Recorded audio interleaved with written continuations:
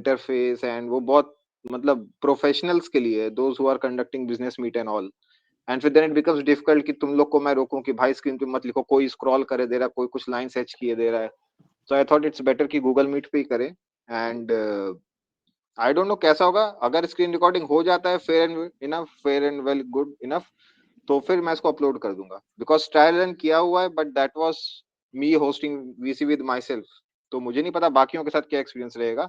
तो those who are attending, make sure कि तुम लोग नोट्स वगैरह बना लेना, क्योंकि I don't know how it screen recording turn out to be. And बाकी लोग भी कर लेना रिकॉर्ड, मे बी अगर मेरा रिकॉर्डिंग नहीं चलेगा तो किसी और का चल जाए, and then from there we can like try to access that file. ठीक है। तो बेसिकली मैं लोगों को ये बोल रहा था वीसी के स्टार्ट में, पहले तो happy Republic Day to everyone भाई। ठीक है। और दूसरा, जो वीसी के स्टार्ट में मैं सबको पॉइंट ये बोल रहा था कि जो हमारा ऐसे राइटिंग का तरीका है, उसमें कुछ लोग क्या करते हैं कि they do not right directly on the topic, वो इधर उधर की बात ज्यादा करते हैं। जैसे इनफैक्ट अरुणिमा से बात हो रही थी, मैं ये नहीं कह रहा कि वो इधर उधर की बात करी, उससे बस बात हो रही थी मेरी। सो वो क्या बोल रही थी कि मतलब थोड़ा एक्सपेरिमेंटेशन का स्कोप होना चाहिए, can I B innovative, right something जो थोड़ा सा क्रिएटिव लगे। So just be clear on one thing, this is a 300 words ऐसे, बहुत ज्यादा स्कोप नहीं है एक्सपेरिमेंटेशन का। 300 वर्ड्स में ज्ञान की गंगा बहाना, क्रिएटिविटी दिखाना, इनोवेशन करना, कोई स्कोप ही नहीं है। There is a beaten track कि भाई एक अच्छा इंट्रो लिख सकते हो, कोट लिख सकते हो, उसके बाद तुम मेन बॉडी लिखते हो, एंड मेन बॉडी के बाद तुम कंक्लूजन लिखते हो। मेन बॉडी में 4 से 5 मेन डायमेंशन कवर करते हो, उसमें कुछ सब डायमेंशंस होती है उनको कवर कर लेते हो, and you give examples to elaborate those dimensions. ये एक कुकी कटर अप्रोच है which will work very well in 90% of the cases, given that वो फिलोसफिकल टाइप का नहीं है कि जीवन ही मृत्यु का अंत है या मृत्यु ही जीवन की शुरुआत है। तो इसमें obviously you can not give straight away dimensions. ठीक है। तो there is not a lot of scope left for experimentation. तो जो मैं एक मेन आपको एक फॉर्मेट बता रहा हूँ कि आप एक अच्छा सा इंट्रोडक्शन लिखो। Introduction can be done in 2 3 4 ways. Number 1 is definition. अब सारी बातें पहले कर चुका हूँ, because you people are messing it up, इसलिए मुझे बताना पड़ रहा है। देखो, डेफिनेशन का मतलब ये नहीं है कि तुम बहुत सिंपल चीजों को डिफाइन करने लग जाओ। ठीक है। इलेक्शन फ्रीबीज पे टॉपिक दिया था, तो एक जनरल परसेप्शन है कि व्हाट इज अ फ्रीबी। कई लोगों ने क्या किया, वो फ्रीबी को ही डिस्कस करने लग गए। ठीक है। Topic was the ban of election freebies, तो talk about the ban, election freebies कैसे एक अभिशाप है, कैसे नुकसान करता है, इस पे बात करो। कई लोगों ने लाइक 1 2 पैराग्राफ इसी पे बात कर ली। भाई फ्रीबी होता है वो 2 तरह का होता है, एक प्रोडक्टिव होता है, एक नॉन प्रोडक्टिव होता है। ठीक है, तुम्हें नॉलेज है, दैट इज गुड। बट अगर ऐसी चीजें बता रहे हो, topic is not freebies, topic is the ban of election freebies, तो you should talk about ban, about the ban of freebies, इस पे बात करो। तो किसी को अगर इतना डेप्थ में नॉलेज है that you have a clear concept of कि फ्रीबी क्या होता है, किस तरह का होता है, किस तरह का नहीं होता है, just talk about it in 1 or 2 lines and be done with it, because that is not your topic. ठीक है। तो पॉइंट क्या है, जब इंट्रोडक्शन लिख रहे हो they are 3 4 set ways. Number 1 definition. Definition तभी दो जब वो कॉन्सेप्ट थोड़ा सा कॉम्प्लिकेटेड है जनरल पब्लिक के लिए। लाइक अभी कल आलोक से बात हो रही थी, तो मैं उसको ये बोला था कि लेट, अगर ऐसे कोई टॉपिक आता है कि स्पेस डॉकिंग पे आता है, तो स्पेस डॉकिंग तो अब ऐसे कॉमन जनता को बहुत सिंपल लगेगा कि भाई क्या है, वो हवा में गए, दो दो को मिला दिया, आपस में हो गया। But it is not that simple. Space docking में क्या है कि दो बॉडीज होती हैं फ्री स्पेस में, they align, they meet and they combine into one singular body.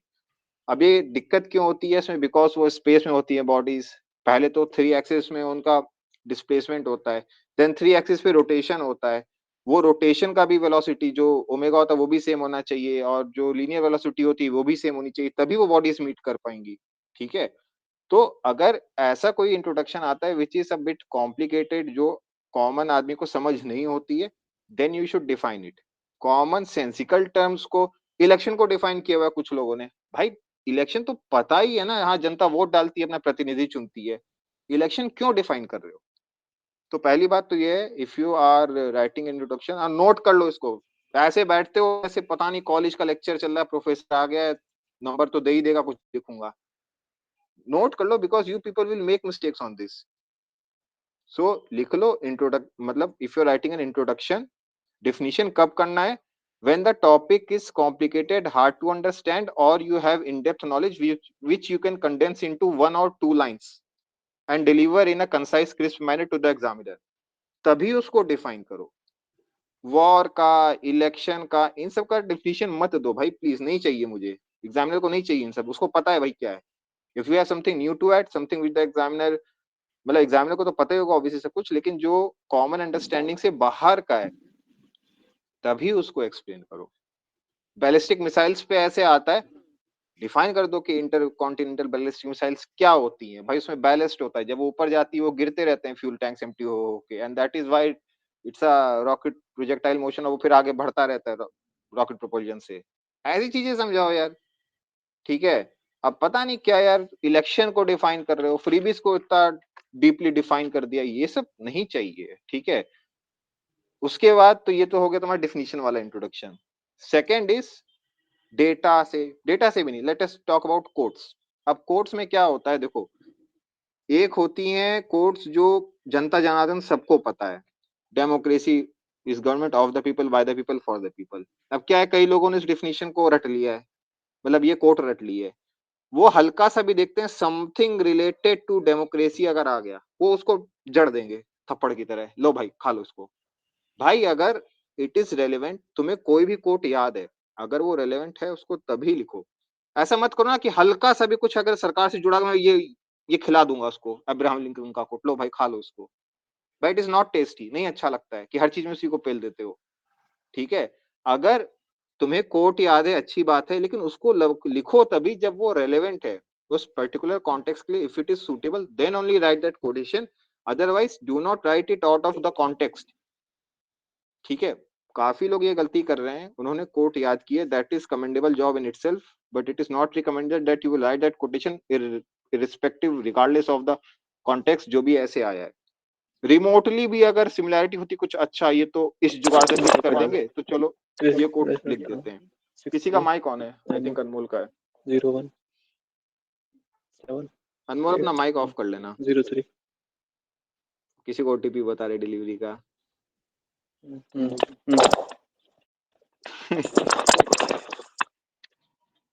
अब वो वीसी को भूल ही गया है, ठीक है, गुड इनफ।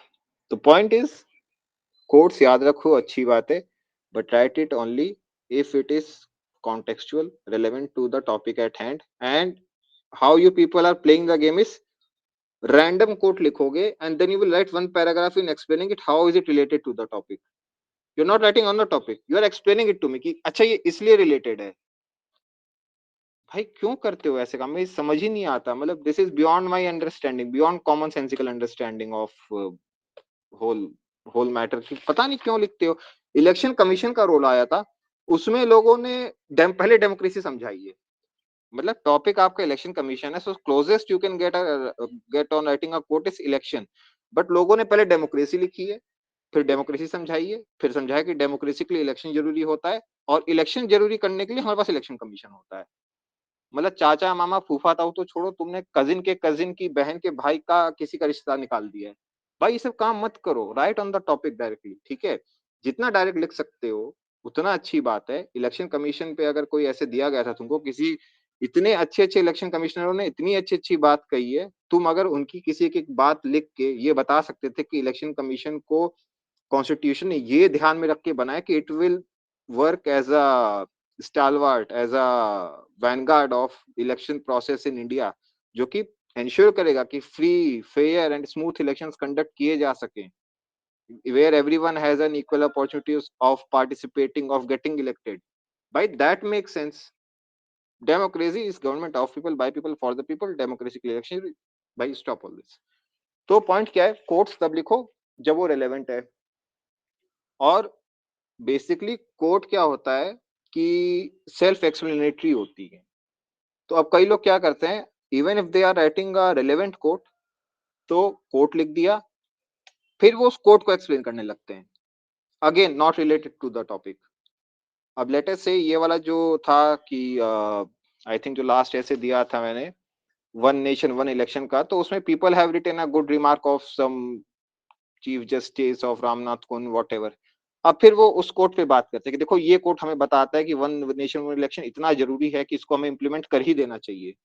भाई तुमने जो कोट लिखा है उस आदमी का, वो अपने आप सेल्फ एक्सप्लेनेटरी है जो उस टॉपिक को एक्सप्लेन कर रहा है, तो तुम कोर्ट को एलेबोरेट मत करो, you come to the topic. Quote लिख दिया है, that is highlighting the relevance of that quote with regard to the topic and explaining the important significance whatever, then you just start dealing with the topic directly।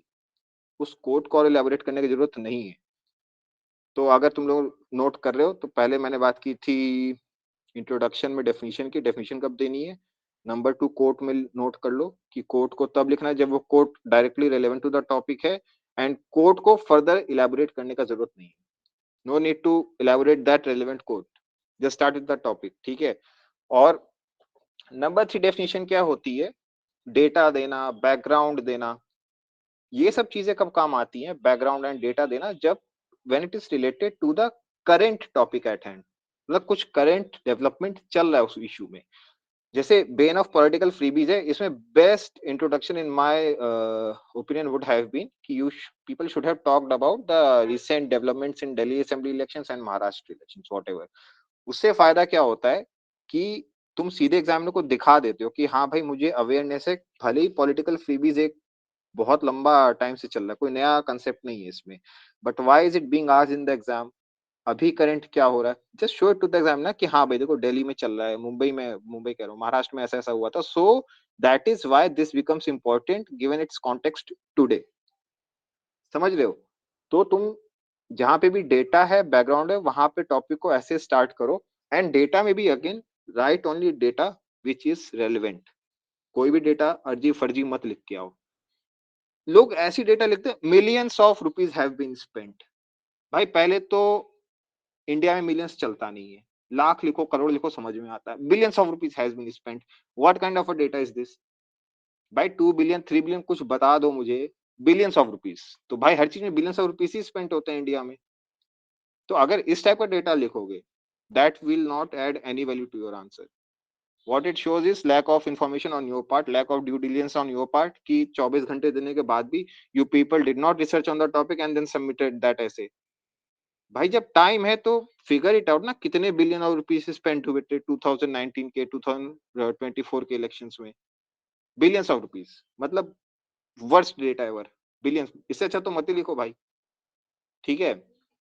तो point ये है कि अगर तुम introduction में कहीं पे डेटा दे रहे हो तो इट शुड बी रेलेवेंट, और जो टॉपिक हमारे कॉमन अंडरस्टैंडिंग के हैं, जो करंट अफेयर्स में चल रहे हैं, it is very appropriate that you start that topic, start with the introduction of why is it in news currently, give some background of it, give some data of it.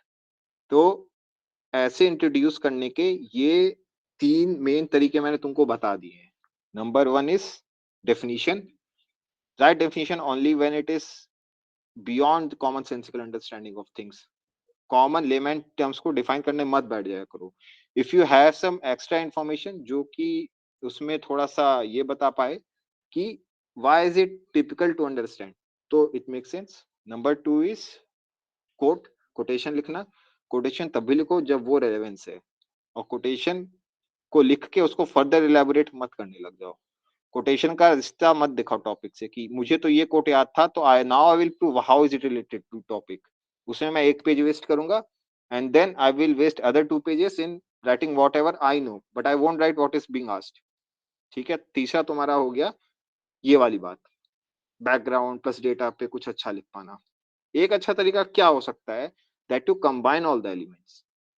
Elements का combination कैसे होता है, it is when you have written in a phases, और तुम्हारे दिमाग में ideas जल्दी जल्दी आते हैं, मतलब बिकॉज प्रैक्टिस है तो आइडियाज आ जाएंगे। सो कोई भी टॉपिक देखोगे उस पर तुमको किसी एक अच्छे आदमी का कोट याद आ जाएगा, किसी एक अच्छे आदमी का वो याद आ जाएगा कि इसने तो ये स्टेटमेंट दिया हुआ था। ठीक है, तो तुम वो पहले उसकी कोटेशन लिख देते हो, then you write the definition of it, जितना रेलेवेंस है वो, plus you give some background data कि why is it relevant now.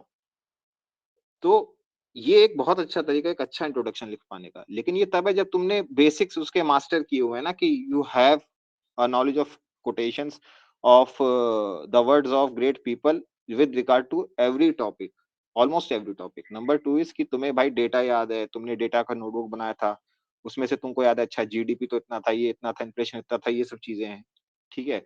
और फिर तीसरा ये कि तुम ये भी बता सकते हो कि क्यों है ये न्यूज़ में। फॉर एग्ज़ाम्पल लेट अस से कि कोई टॉपिक आता है मॉनेटरी पॉलिसी पे, तो भाई इतने सारे अच्छे-अच्छे आरबीआई के गवर्नर्स गए हैं, तुम्हें अगर किसी एक का भी कोट याद है, तुम उसको लिख सकते हो नंबर 1।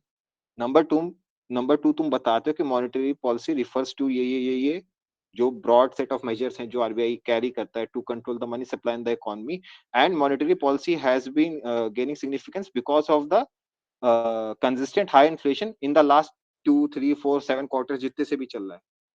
तो कितना अच्छा इंट्रोडक्शन है। तुमने कोड बता दिया किसी का, then you gave a very crisp concise definition and then you also told the examiner कि ये relevant क्यों है, ठीक है? अब तुम सीधे फिर मेन बॉडी कंटेंट पे आ जाओ। कंटेंट की बात मैं आज नहीं करूंगा, आज मैं फिर बात करूंगा कंक्लूजन की। अब कंक्लूजन में क्या करते हो भाई तुम लोग, मतलब जो टॉपिक दिया है उसी को सेम लिख देते हो लास्ट में बुला कि भाई अगर टॉपिक था कि the ban of election freebies, तो तुम लिख देते हो कि thus it can be seen that कि ये तो ऐसे वैसे हो गया।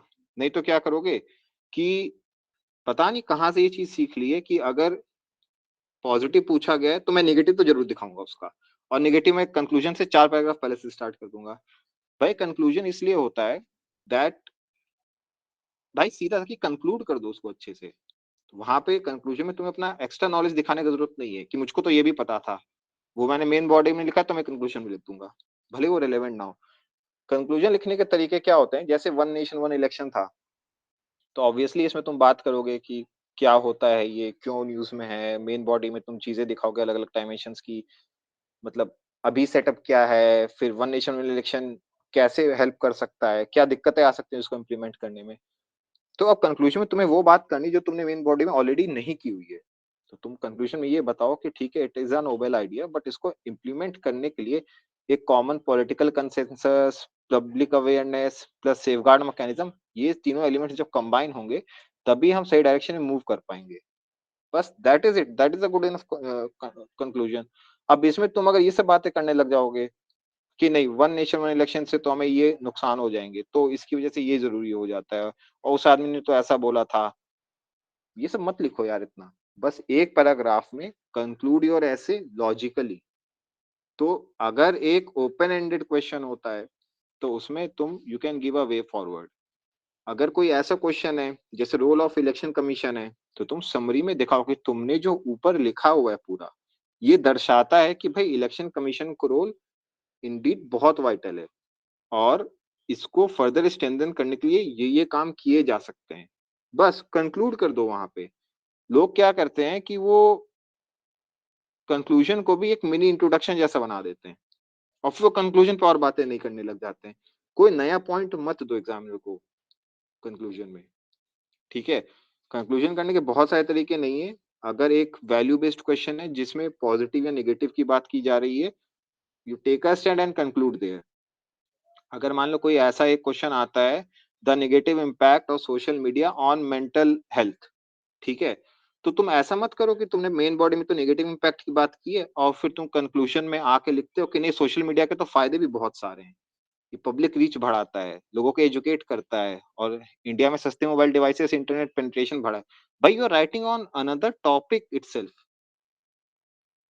इस चीज को समझो, कई लोग बहुत ये गलती कर रहे हो तुम लोग, that when you are writing on a topic conclusion you are changing the topic altogether and then writing a half page one full page on the other side of the thing।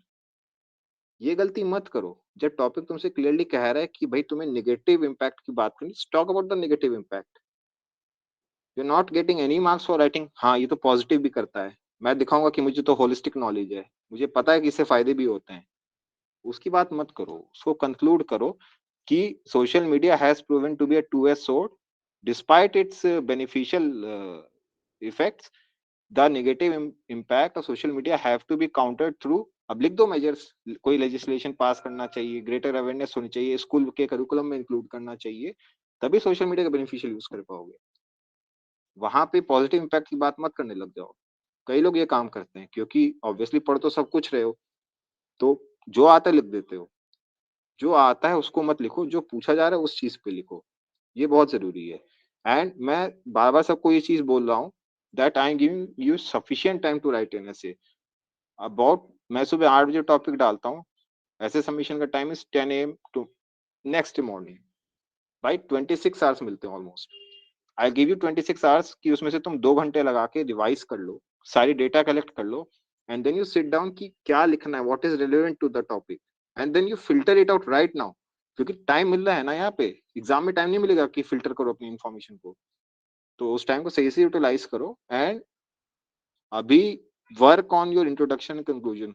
Some people have been doing it very diligently, जो consistent basis पे अच्छे essay deliver कर रहे हैं। Their marks are saying it clearly out to them. तो भाई तुम लोग अपना परफॉर्मेंस डिग्रेड मत होने दो। जो मैं रिमार्क्स दे रहा हूँ you can discuss it with me, क्योंकि बहुत ज्यादा डिटेल में कॉपी में तो नहीं लिख पाऊंगा कि इसको फर्दर कैसे इंप्रूव करना है।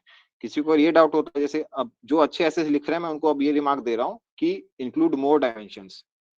No one bothers to ask me sir क्या डायमेंशन, क्या ऐड करना चाहिए। Obviously will discuss in the VC, but आपस में भी डिस्कस करो इसको, ग्रुप में पूछ लो भाई इस ऐसे में क्या मेन डायमेंशंस थे जो मैंने मिस किए। दूसरों के ऐसे पढ़ो, स्पेंड टाइम ऑन योर ऐसे राइटिंग, ठीक है।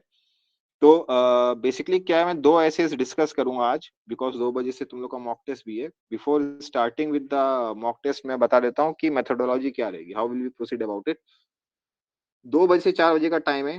They will be 100 question for your polity test. 1:30 13:30 hours पे I will share the PDF of the question paper and OMR sheet, जो रिसोर्सेस वाला ग्रुप है उसमें। You will have half an hour, जो who is sitting at comfort of his home, जिसके पास printer है या library में प्रिंटर वगैरह सब है उसके पास अरेंजमेंट, भाई स्टार्ट मत करना, प्रिंट आउट लेना। That is on your honesty कि कैसे डील करते हो उस चीज के साथ। 2 बजे के टाइम पे I will again start a VC, ठीक है। अपने कैमराज ऑन रखना so that I am able to see कि क्या रिस्पॉन्स आ रहा है सबका। लास्ट टाइम भी जब मैं मॉक टेस्ट लेता था मैं सबको ये बोलता था कि अपने कैमराज ऑन रखो, बिकॉज वो दिखता है कि कौन कितना डिस्ट्रैक्ट हो रहा है, किसका टेंशन कहाँ पे डाइवर्ट हो रहा है। अगर मुझे सब कुछ दिख रहा है कि नहीं सर झुका के बस वो पेपर सॉल्व करने में लगा हुआ है, दैट मीन्स कि उसके पास वो डिसिप्लिन है कि he can work for 2 hours straight on a single thing. कोई ऐसा है जो ऊपर नीचे साइड वाइड इधर उधर देखने में लगा हुआ है, इसका मतलब क्या है कि उसका भी अटेंशन ब्रेक हो रहा है। तो you have to work on those things. तो ये हो गया। 1:30 पे I will share both the MR sheets and the question paper, get a print out of that. 2 बजे के around I will start this second VC, उसको join कर लेना। माइक ऑफ रखना, कैमराज ऑन करके just go around your paper, उसको कर लेना 2 घंटे में। ये रहेगा।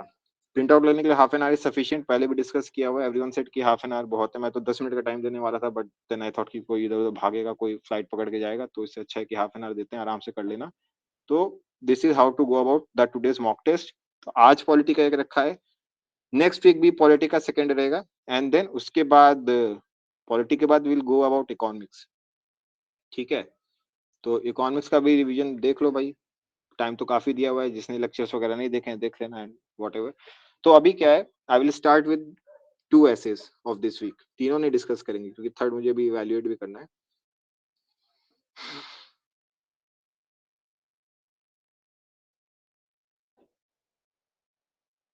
ठीक है, ये दिख रहा है क्या व्हाइट बोर्ड सबको? Yes, sir. Yes, sir. Yes, Yes, sir. sir. Okay fine enough. So एक टॉपिक क्या था मुझे जल्दी से बताना। Sir, one nation, one election. One nation one election था and Sir, the political bane of freebies, election right. of freebies. पहले मैं I want to discuss this freebies वाला टॉपिक, क्योंकि one nation one election was relatively straightforward. तो तुम्हारा topic था, The bane of पूरा बताना election. क्या था। The bane of election freebies. The ban of, सबको राइटिंग आ रही ना समझ में भाई? Yes, sir. Yes, sir. Okay fine, ठीक है। तो जस्ट नोट अलोंग, टॉपिक था the ban of election freebies. तो इसका इंट्रोडक्शन क्या दे सकते थे, जैसे कई लोगों ने कुछ, वो जो इलेक्शन कमिश्नर थे कुरैशी वगैरह, उनको सबका कोड दिया था, दैट वाज वेरी गुड। थोड़ा सा क्या कर सकते हो, इसको डिफाइन कर दो एक सिंपल टर्म्स में। तो डिफिनीशन इज क्वाइट सिंपल, तो इस पे ज्यादा इलेबोरेट मत करना, ठीक है। प्लस इसके बाद it is necessary that you give a background, why is it in news. Everyone knows कि टॉपिक क्यों पूछा गया था, because of Delhi assembly election, तो उसकी बात कर लो, ठीक है। तो इसमें बात कर लेते हैं दिल्ली असेंबली इलेक्शंस की, ठीक है। तो जब तुमने दिल्ली असेंबली इलेक्शंस की बात कर ली है एंड उसका हल्का सा तुमने बता दिया व्हाट इज फ्रीबीज ये वो सब, तो उसमें अब उसके बाद आते हो मेन बॉडी पे। अब मेन बॉडी में अगर तुम बात करोगे इसकी, तो देखो मेन बहुत तरीके से है ये। तो तुम्हें बेसिकली क्या करना है कि जो एक मेजर डायमेंशन है, कवर ईच मेजर डायमेंशन, ठीक है, मतलब मेजर निगेटिव डायमेंशन, ठीक है। तो इसमें तुम क्या बात कर सकते हो मेनली, सबसे पहला तो इसका जो इम्पैक्ट पड़ता है वो पड़ता है इकोनॉमिक। इकोनॉमिक इम्पैक्ट इसके क्या क्या है अगर तुम बात करना चाहोगे, तो पहली बात तो ये है कि देखो जो फ्रीबीज की बात हो रही है, दैट इलेक्शन फ्रीबी की बात हो रही है, so do not include social security का स्कीम ये वो सब। तो पहली बात तो तुमने ये निकाल ली कि जो बेन है that does not include social security. अब इससे बात कर लो, ये दिक्कत क्या करता है, basically what it does is it increases money supply, ठीक है, विदाउट एडिंग प्रोडक्टिव कैपेसिटी। इसका क्या इम्पैक्ट आता है भाई, कोई बताओ। अगर ऐसा होगा if you are increasing money supply without increasing productive capacity, तो क्या इम्पैक्ट आता है बताओ। Inflation. Exactly sir inflation supply will go ज्यादा अप। हो जाएगी मार्केट में।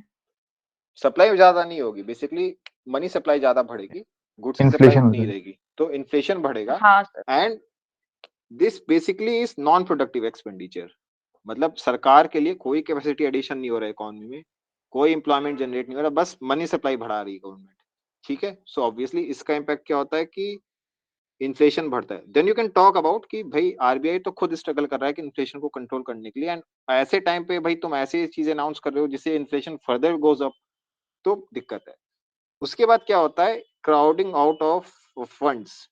क्राउडिंग आउट ऑफ फंड्स या फिर इसका मतलब क्या है कि जो एक्सपेंडिचर तुम प्रोडक्टिव चीजों पे कर सकते थे, health care, education, security, law and order, जितने भी ऐसे इश्यूज हैं, पब्लिक एमिनिटीज, वो सारे काम ना करके तुम कैश डिस्ट्रीब्यूट कर रहे हो। सड़कें टूटी फूटी पड़ी रहेंगी, लेकिन नहीं लो भाई 2,000 रुपए ले लो, भले तुम्हें वही गोबर के ऊपर से चल के जाना पड़े।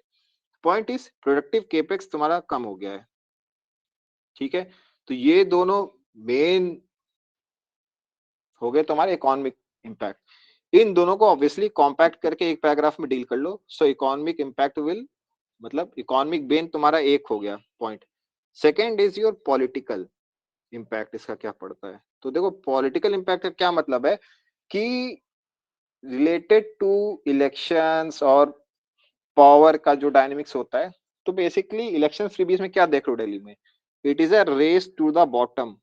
रेस टू द बॉटम का क्या मतलब है कि सारी पार्टीज आपस में कॉम्पीट करें कि भाई मैं 2100 दूंगा, तो दूसरी बोलती है मैं 2,500 दूंगा। एक पार्टी बोलती है कि मैं हायर एजुकेशन फ्री करूंगा, तो एक बोलता है कि मैं पोस्ट ग्रेजुएशन भी फ्री कर दूंगा।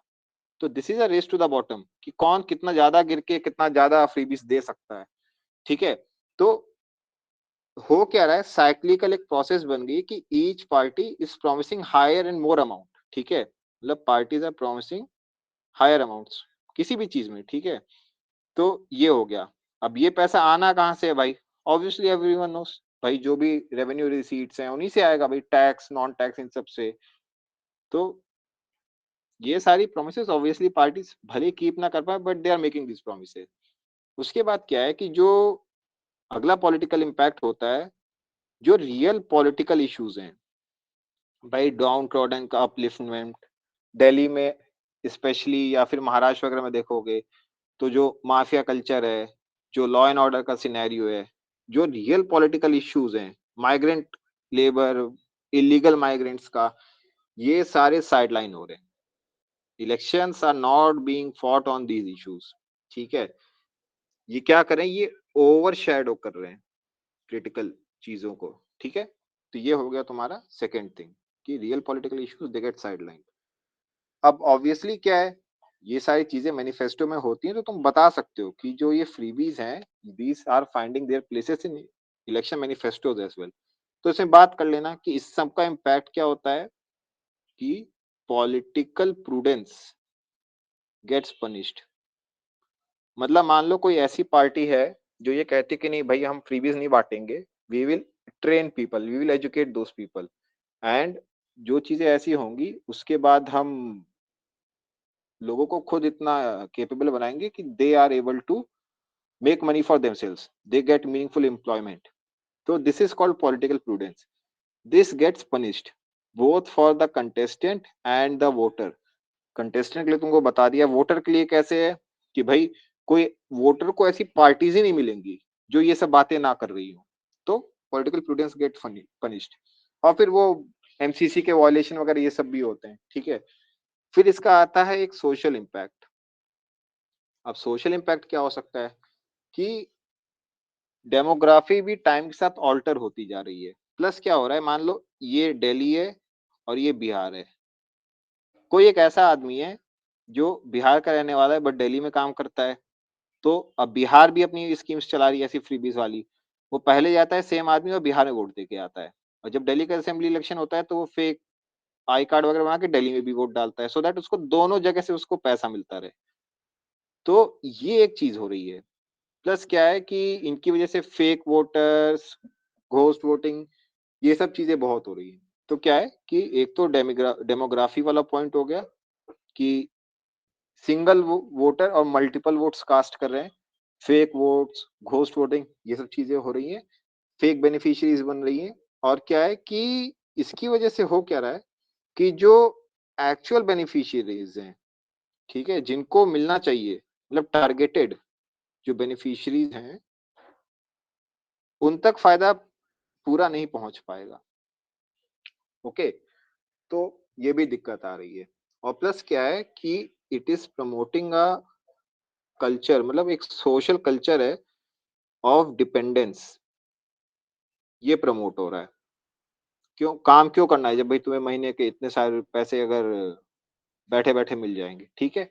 तो ये भी हो रहा है कि स्किलिंग करने की जगह, लोगों को मोटिवेट करने की जगह तुम ऐसे काम कर रहे हो, and it is promoting a wrong credit culture. अब रॉन्ग क्रेडिट कल्चर का मतलब क्या है, भाई लोन ले लिया एंड तुम्हें पता है भाई अगली बार जो सरकार आएगी वो उसको माफ कर देगी, तो तुम लोन का रिपेमेंट ही नहीं करते हो, तुम्हारा कोई गैस का बिल, वाटर यूटिलिटी का बिल, ये सब पेंडिंग चल रहे हैं, then you wait for elections कि भाई इलेक्शंस में तो जो नई गवर्नमेंट आएगी that will promise to waive it off, तो मैं क्यों पे करूं, ये बात है। और जो पे करेंगे they are being proven as fools कि भाई हमने तो बिल दे दिया था बट उसका फायदा नहीं हुआ हमें। इसके बाद आता है एक मतलब जो इसका वर्स्ट पार्ट है पूरे फ्रीबीज टॉपिक का, वो एंगल है इमोशंस का। मतलब इमोशनल बिन कैसे है ये, देखो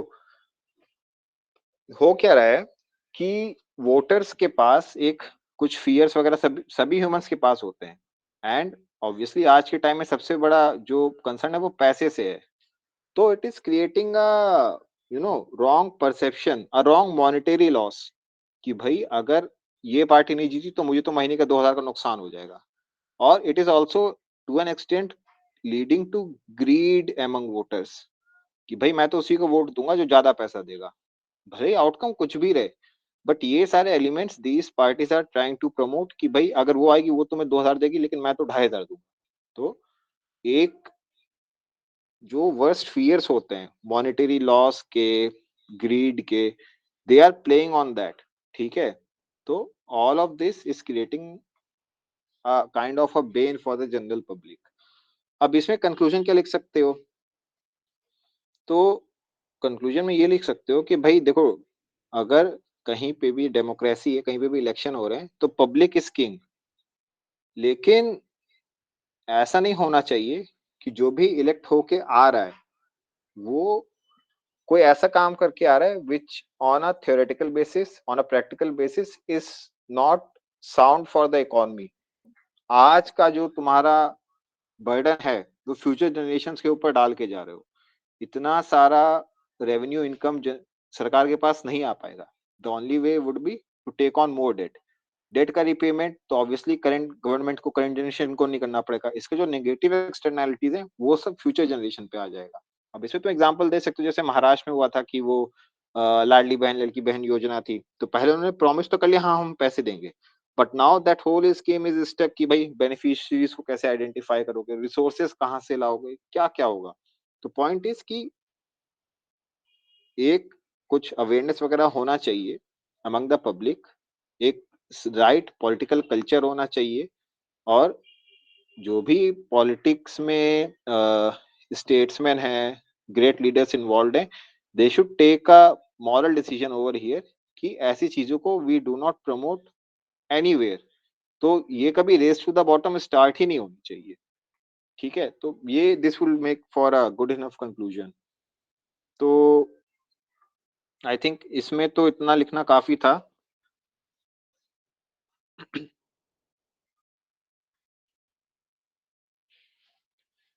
अभी मुझको ये बताना भाई, सबको स्क्रीन दिख रही थी, समझ में आया कि जो बता रहा था मैं?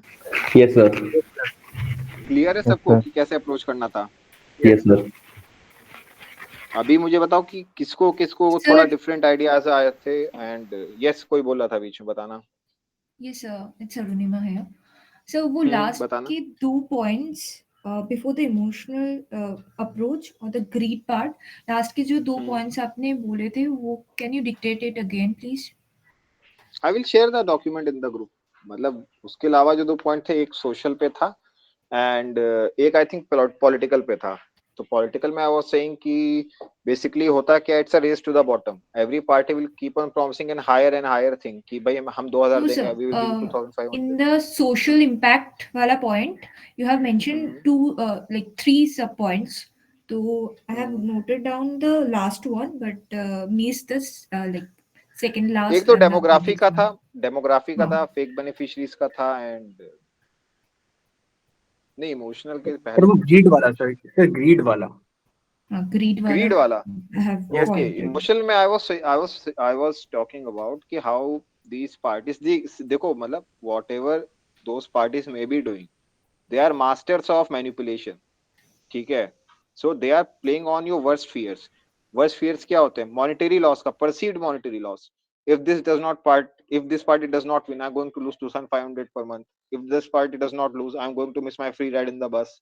ये सब क्या है? ये इकोनॉमिक फियर्स हैं तुम्हारे कि भाई ये जीतेगी तभी मुझे फ्री का, कोई और जीत गई तो वो तो कुछ देगा ही नहीं, ये तो मेरा बिल माफ करेगा, वो नहीं करेगा। सो एक परसीव्ड मॉनेटरी लॉस पे भी खेल रहे हैं, एंड दे आर मतलब consciously, unconsciously, subconsciously creating this element of greed within you कि अगर इसको जिता देता हूं तो ये तो मुझे इतना पैसा देगा ही ना। This is what, this is greed. You want money but you do not want to work for it, this is greed itself. इसकी बात कर रहा था। तो अभी क्लियर है सबको? Yes sir. Yes, sir. ठीक है। Now I want someone to come up and tell me कि भाई तुमने क्या मिस किया एंड क्या अच्छा लिखा था। कौन बताएगा मुझे? जस्ट एनीवन कि तुमने क्या सोच के लिखा था एंड क्या। हाँ सौरभ बताना। सर मैंने ये जो आपने लास्ट में सोशल और इमोशनल पॉइंट्स बताए, ये वाला मैंने डायमेंशन नहीं कवर किया था, तो ये मेरे को अच्छा लगा। और एक मैंने इन्वायरमेंटल डैमेज इसका कवर किया था कि बेन ऑफ फ्रीबीज का, जिसमें फ्रीबी कल्चर की वजह से लोग मतलब ज़्यादा रिसोर्स एक्सट्रैक्ट करते हैं, लिमिटेड जो रिसोर्सेज हैं, और उससे इन्वायरमेंट को बहुत डैमेज होता है। जिसमें मैंने एग्जांपल भी दिया था कि पंजाब में जो फ्री इलेक्ट्रिसिटी और वाटर का जो उन्होंने वैलिड दिया था इनफ। उसको, तो मैंने ये एक डायमेंशन इंक्लूड किया था। लिख सकते हो, यस वैलिड पॉइंट है, लिख सकते हो बिल्कुल। और प्लस क्या है, जब भी कोई पॉइंट लिख रहे हो एग्जांपल्स देते रहने सब, ठीक है। अब कई लोगों ने, जो मैं देख रहा था mistakes, those people who have knowledge they have talked about history of freebies. भाई हिस्ट्री की बात करने का जरूरत नहीं है, you don't need to talk about history of freebies, but तुम एटलीस्ट इतना कर लो कि मतलब जो भी तुम लिख रहे हो, start writing on a topic directly even if you have the knowledge. तो ये काम कर लेना था। एंड एग्जांपल्स नहीं दिए लोगों ने, कई लोगों ने तो पूरा ऐसे लिख दिया, they have not talked about Maharashtra, they have not talked about Delhi. कुछ जगह पे लोगों ने अच्छे काम किए हैं कि उन्होंने एग्जांपल दिया है साउथ का, जहाँ पे उन्होंने बात की है कि like even gold is also promise, mixer grinder बांटते रहते हैं।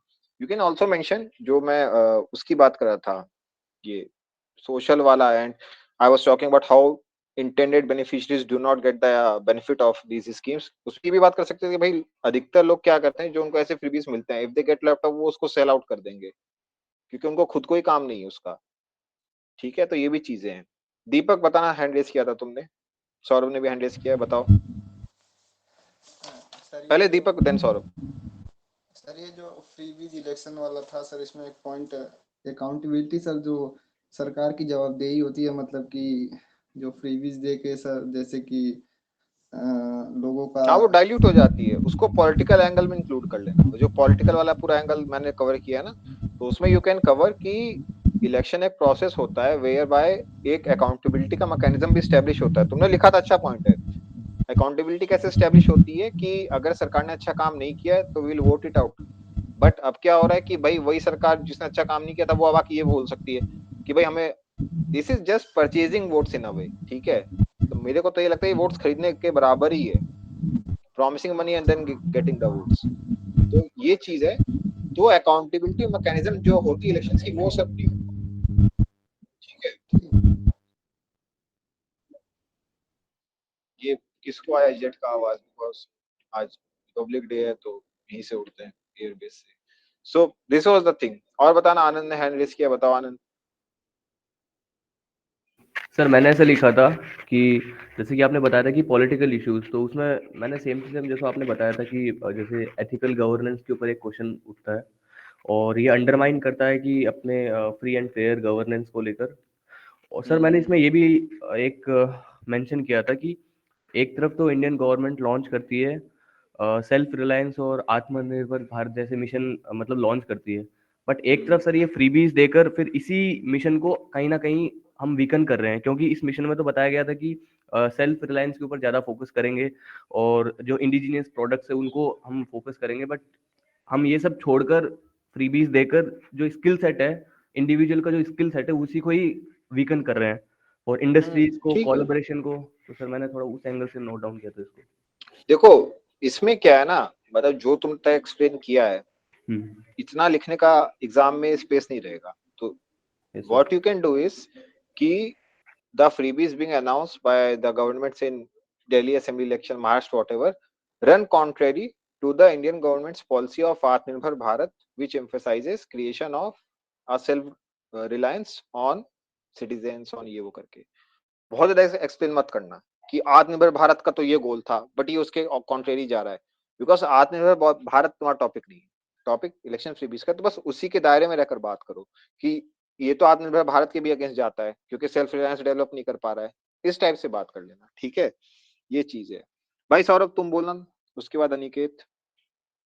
सर मेजर पॉइंट नहीं था ये जो अभी आपने बोला था ना कि लोग लैपटॉप लेके बेच देते हैं, तो हाँ। ये तो मैंने फर्स्ट हैंड एक्सपीरियंस किया था कि सामने, मतलब वो जो पीडीएस वाली स्कीम में जो 2 या 5 रुपए किलो चावल मिलता है, तो वो लोग लेके मंडियों में बेच रहे हैं और मंडी में यही चावल को अच्छे चावल के साथ मिक्स करके जितने भी सेल्समैन वो सब ज्यादा रेट्स पे बेच रहे हैं। तो मैंने फर्स्ट होता हैंड ही देखा। है ना, यस होता है, this is what happens. So you can write it, but वही ना, इसमें तुम्हें इलेक्शन फ्रीबीज में रह के बात करना है, so you should connect more to the election वाला पार्ट। तो ठीक है, गुड इनफ।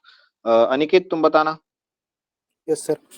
सर आपने जैसे बताया कि हिस्ट्री ऑफ फ्रीबीज को मेंशन करने की ज़रूरत नहीं, तो सर मेरा कहने का मतलब है कि हम हिस्टोरिकल एंगल को लिखकर बाद में उसको आगे अगर लिखते हैं तो बेहतर नहीं रहेगा क्या sir?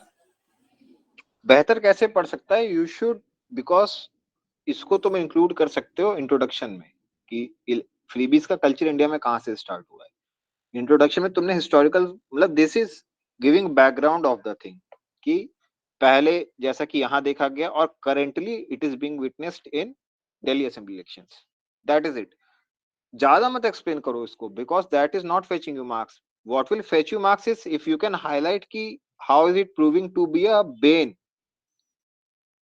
Topic is not election freebies.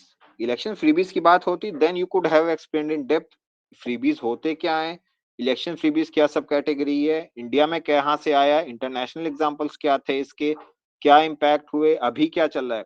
But topic में तो you have to talk about election freebies ना। और कुछ लोगों ने अच्छा काम किया है कि they have given international examples as well, very good भाई, अच्छी बात है। ठीक है, मतलब उन लोगों ने इन सब की बात की हुई है, श्रीलंका की बात की थी, एंड आई गेस वेनेजुला वगैरह पता नहीं कहाँ की बात की थी। तो अच्छी बात है भाई, तुम दिखा रहे हो कि गवर्नमेंट्स आर मतलब by and by taking on larger and larger debt, well, debt servicing itself becomes a problem, then they default on their sovereign debt. So you can include these all points in the relevant dimensions. ठीक है, तो I guess election freebies का clear हो गया होगा। अभी जो simple topic था थोड़ा वन नेशन वन इलेक्शन का, उस पर बात कर लेते हैं, है ना।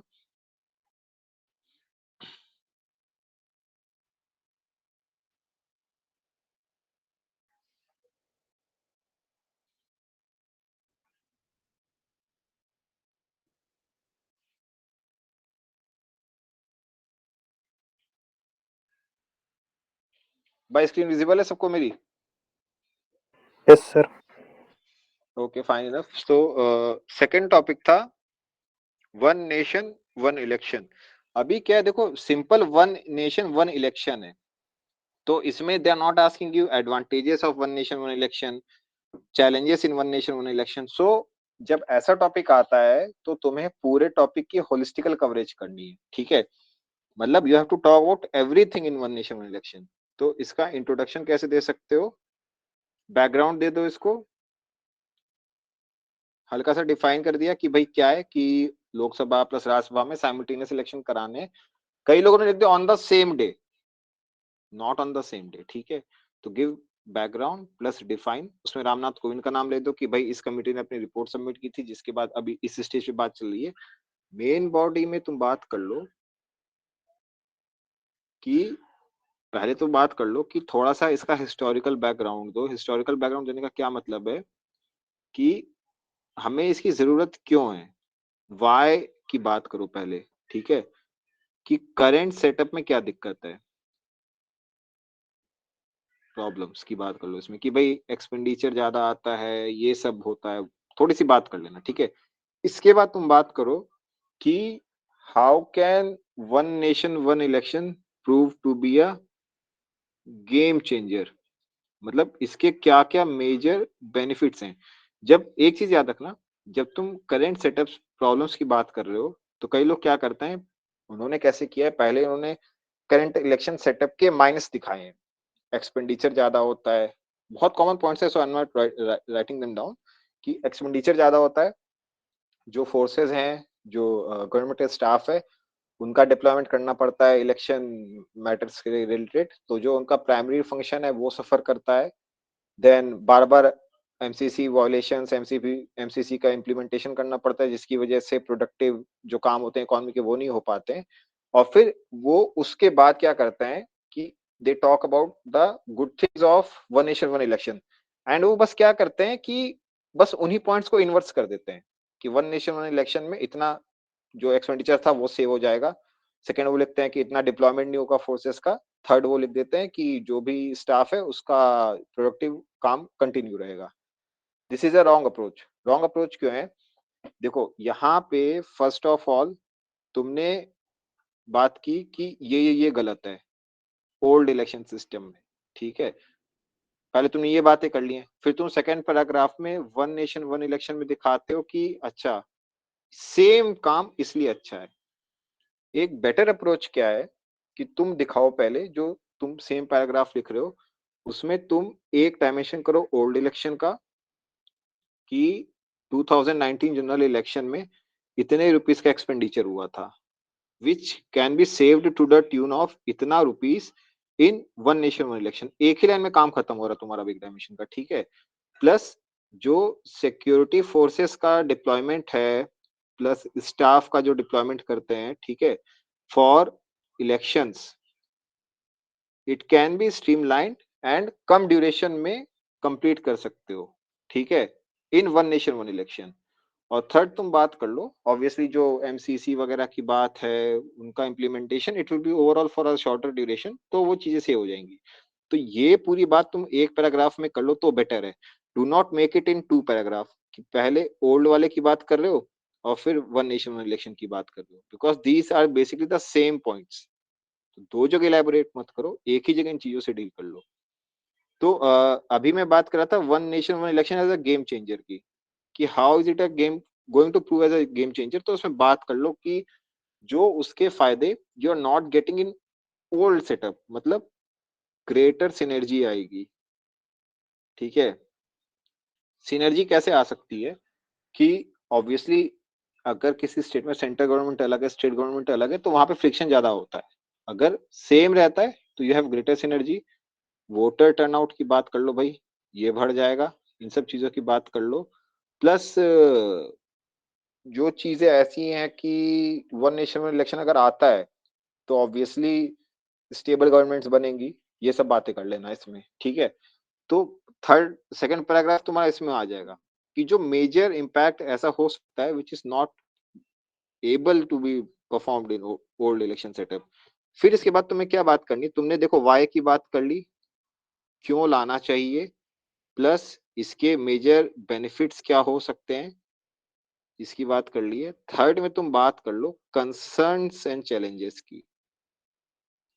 कंसर्न्स एंड चैलेंजेस का क्या मतलब है, देखो challenges is more objective based. Challenges क्या है तुम्हारे, कॉन्स्टिट्यूशन अमेंडमेंट, ठीक है, कि इसको लाने के लिए हमें क्या क्या करना पड़ेगा कॉन्स्टिट्यूशन में चेंजेस। कई लोगों ने क्या किया, उन्होंने कॉन्स्टिट्यूशन अमेंडमेंट की बात ही नहीं की है। इन माय ओपिनियन ये बहुत इंपॉर्टेंट है, क्योंकि मेजर कॉन्स्टिट्यूशनल अमेंडमेंट करने पड़ेंगे, हाफ स्टेट्स का रेटिफिकेशन भी करना पड़ेगा, so it is not easy. तो कॉन्स्टिट्यूशनल अमेंडमेंट्स की बात कर लेना और स्टेट रेटिफिकेशन वाली जरूर बात कर लेना, आर्टिकल्स को मेंशन कर दो। फिर इसमें बात कर लेना फेडरल सेटअप की जो बात है, ठीक है। फिर बात कर लेना कि पॉइंट इज, मैं क्या बताना चाह रहा हूँ, challenges is more technical kind of thing, बहुत ही क्लोजली रिलेटेड है। तुम पहले टेक्निकल एस्पेक्ट्स की बात कर लो, फेडरल स्ट्रक्चर की बात कर लेना कि भाई कैसे इंश्योर करोगे कि जो फेडरेशन का था कि स्टेट्स इंडिपेंडेंट एंटिटी होते हैं, यूनियन एक अलग एंटिटी है, how will we ensure that. फिर बात कर लेना अगर कोई प्री मैच्योर डिसोल्यूशन होता है तो फिर कैसे उसको हैंडल करोगे, इन सब बातों की बात करना, ठीक है। लॉजिस्टिकल की बात कर लेना, लॉजिस्टिक्स की, कि और ज्यादा ईवीएम चाहिए होंगी, और ज्यादा वीवीपैट, ये सब चीजें चाहिए होंगे, ठीक है। और फिर जो कंसर्न्स है ना, इसमें तुम बात कर लेना थोड़ी सी जो सब्जेक्टिव चीजें हैं। सब्जेक्टिव चीजों का क्या मतलब है कि जैसे जो वन नेशन वन इलेक्शन है, basically you need higher awareness among voters. Higher awareness कैसे इंश्योर करोगे कि लोग proper accountability at state level अलग, एट सेंट्रल लेवल अलग इंश्योर कर पाए थ्रू इलेक्शंस। प्लस जो प्रैक्टिकल इश्यूज आ सकते हैं उन सब की बात कर लेना। मतलब तुमने हाउ की बात, मतलब वाई की बात कर ली थी कि हमें जरूरत क्यों है, इसके क्या क्या बेनिफिट होंगे। हाउ की बात कर लो, कॉन्स्टिट्यूशनल अमेंडमेंट्स क्या चाहिए होंगे, वो उसमें दिक्कत क्या क्या आएंगी, ठीक है, उसके चैलेंजेस क्या क्या है कि भाई स्टेट का रेटिफिकेशन ये सब चाहिए होगा, ये आर्टिकल अमेंड करने पड़ेंगे। Then you talked about the main concerns and उनकी क्या क्या दिक्कतें हैं, वन नेशन इलेक्शन से क्या क्या इम्पैक्ट आ सकता है। तो उसमें लॉजिस्टिक्स हो गया, प्रीमेच्योर डिसोल्यूशन, ये सब बातें कर लेना। इतने में काफी चीजें खत्म हो जाएंगी। और फिर कंक्लूजन में सिंपली लिखो कि एक अच्छा मेजर है, ठीक है, अगर सही से इम्प्लीमेंट करोगे इसके फायदे हो सकते हैं, बट ऑब्वियसली एक पॉलिटिकल कंसेंसस और पब्लिक अवेयरनेस के बाद ही ये इम्प्लीमेंट हो सकेगा। जैसा कि देखा गया है कि जो मोस्ट डेवलप्ड कंट्रीज हैं उनमें ये सक्सेसफुल है, because voter participation, voter awareness वहां पे ज्यादा है। तो ये सारी बातें कर लोगे तो हो जाएगा, ठीक है। तो this was all about one nation one election. But इसमें मेन बात क्या है कि तुम्हें सारे डायमेंशंस का कवरेज करना पड़ेगा, ठीक है। कई लोगों ने क्या किया कि उन्होंने बहुत डायमेंशंस छोड़े हुए हैं, उन्होंने एडवांटेजेस की बात कर ली है लेकिन इम्प्लीमेंटेशन की बात नहीं की है, या फिर बहुत ज्यादा डिटेल में ओल्ड जो, मतलब जो करंट सेटअप है, ओल्ड तो नहीं करंट सेटअप की बात कर ली बहुत ज्यादा। ये सारे पिटफॉल्स अवॉइड करने हैं इसमें, ठीक है।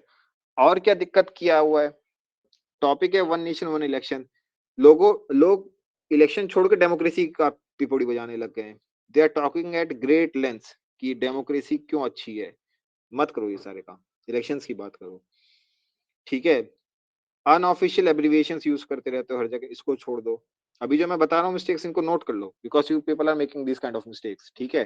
पहला तो ये कि अनऑफिशियल एब्रिविएशंस मत यूज करो, ठीक है।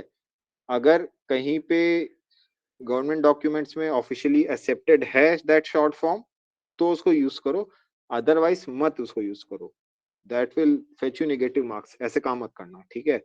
कई लोग डायलॉग फॉर्म में लिखने लग जाते हैं। डायलॉग फॉर्म क्या होता है?